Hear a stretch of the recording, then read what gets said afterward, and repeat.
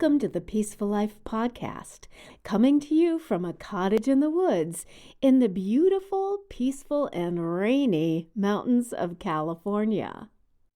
Today I'm talking about relaxation, and I'm the first to admit that I don't relax as much as I need to. Now, you might think nobody has to tell me to relax. I know when to relax, but believe me, I have to be told and reminded, even if it's just by myself, to just stop and relax every so often. I'm one of those type A personalities who like to go, and do a million things. And when I stop going, I feel like I'm being unproductive or wasting time. But as you know, self-care is important to both physical and mental health. So I've tried to change my thinking and take time to just relax. Relaxing is productive. It's not wasting time and helps you recharge so you can go and not burn out. So throughout my day, I make sure I take time to relax both my body and my mind. As a programmer, I'm pretty much at the computer from 8 a.m. to 6 p.m. And whether you're a programmer or not, I'm betting you're pretty much the same way. And when your eyes aren't on the computer screen, they're on the phone screen or a television screen. And then in bed, they're looking at a tablet screen. Am I right? I don't have to give you the stats for you to know that's not good. So to start, we can make a habit of giving our eyes a rest throughout our days. I moved my desk, which was facing a wall, to another location so I could look out the windows every so often.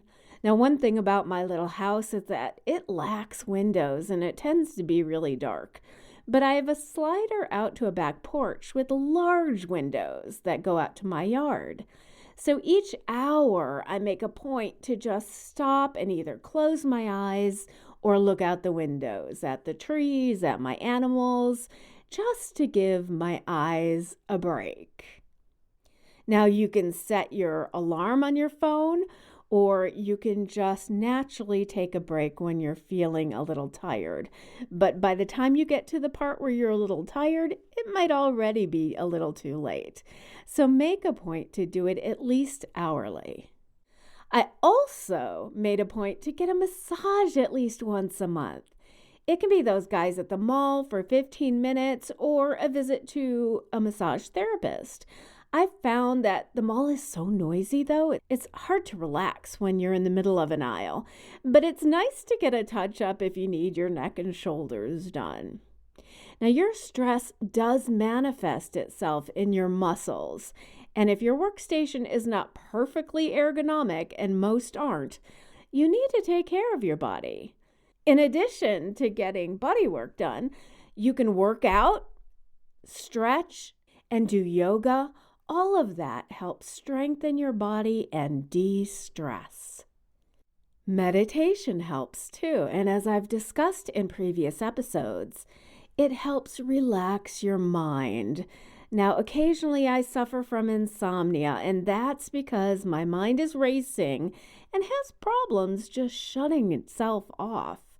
Mindful meditation trains you to shut off all those thoughts and train your mind to just quiet down. It's really helpful during your day and in stressful situations. You can also listen to relaxation guides while falling asleep.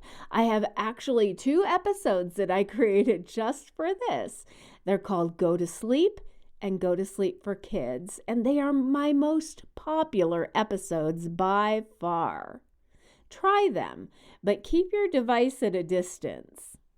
Also, if you're listening to podcasts at night, set your device to stop listening either after the current episode or after so many minutes so it doesn't keep proceeding to the next podcast. That'll keep you up forever. Another thing I did with my devices, I set them to go onto night shift. And that changes the light spectrum of your device from blue to kind of an orangey yellow, which is much better for relaxation and to get your body rhythms to understand that it's time for sleep. Music can also help with relaxation. Find soft, comforting music that helps you decompress. Put that on after you stop working, while you're cooking or playing with your pets. I found that my dog loves classical music. Really. You know the old saying, music soothes the savage beast? Well, it does, and we're beasts too. I also found that repeating some soothing habits from my childhood helps me relax. My mom used to make me tea before bed. So if I make myself tea before bed, it triggers that memory and makes me feel safe and happy and sleepy. Other things you can do are take a bath. The warmth automatically relaxes your muscles, and it also emulates the feeling you had inside your mother's womb. Read or have something read to you. Find an audiobook or fiction podcast with a voice that soothes you. Another great thing to relax is, this is one of my favorites, chocolate. Chocolate releases the happy endorphins in you. And if you're vegan like me, you can have some dark chocolate, but just don't overdo it. And funny enough, as we're talking about food, chewing gum can also lower your stress levels. It can lower cortisol and improve your mood.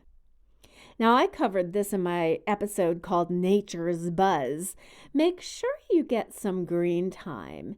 If you can, at least weekly. Nature in trees, fresh air, flowers, bird song, and green grass de-stresses the human body, the mind, and the soul. Even if you're in the middle of the city, you can easily find a park, conservatory, or nature preserve.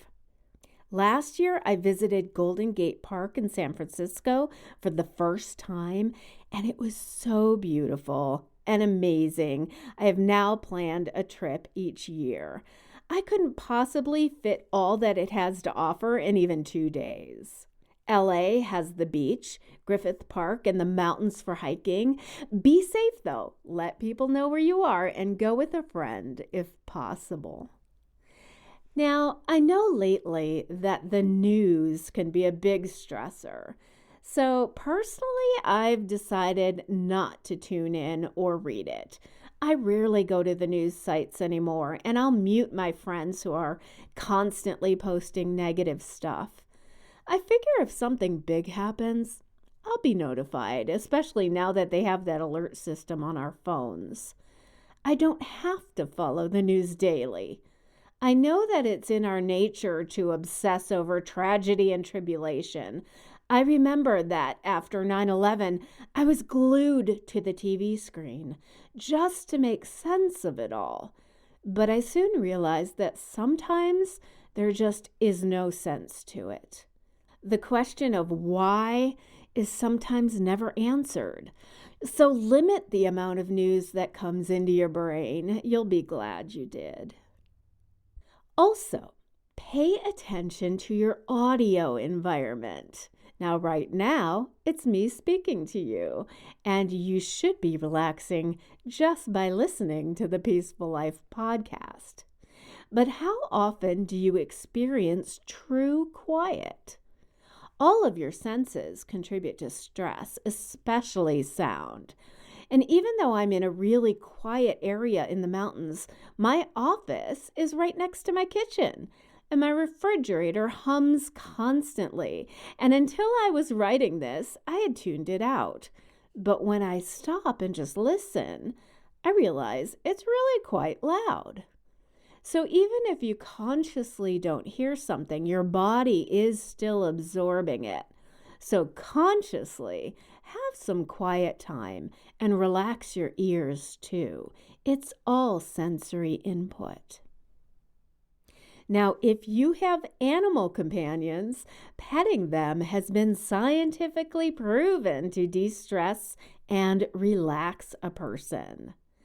I'll sit on the floor almost every morning and let my animals come snuggle with me. They'll come to you if you sit there long enough. And de-stressing is why they take pets to hospitals, hospices, and retirement homes, and why pets have become emotional support animals. Pet love is unconditional and makes you happy. At this moment, I have 3 cats and a pup. Last night when I was watching TV, they all came up to sit on me or next to me, and it was the best feeling ever. I even took a picture, and I'll post it in the show notes. If you don't have pets of your own, visit a friend who does, or volunteer for a shelter or rescue group, or just go visit one. But be warned, if you're like me, there's no such thing as visiting. I always end up adopting one more. And finally, understand that a big contributor to stress is negative self-talk and self-inflicted anxiety. Be kind to yourself.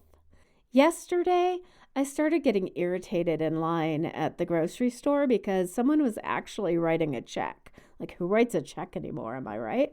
But then I realized I'm in no hurry. If this takes even 60 seconds more than I'm used to, like, really, who cares? And who is it hurting? Who's getting irritated? Me. I was stressing myself. Sometimes I also set an agenda for the day, and I'll freak out if I don't tick off everything on my to-do list. Type A personality again. But I stop myself and say, what will happen if I don't do this today? Nothing. That's usually the answer, especially since I work for myself. I can't fire me. So why am I stressing out about it? So I take a deep breath and I let it go. In fact, if you look back on the Peaceful Life podcast library, most of my episodes can help you with de-stressing and relaxing. So take a moment to go back and re-listen to some of them if you need to. So that's it. Take a deep breath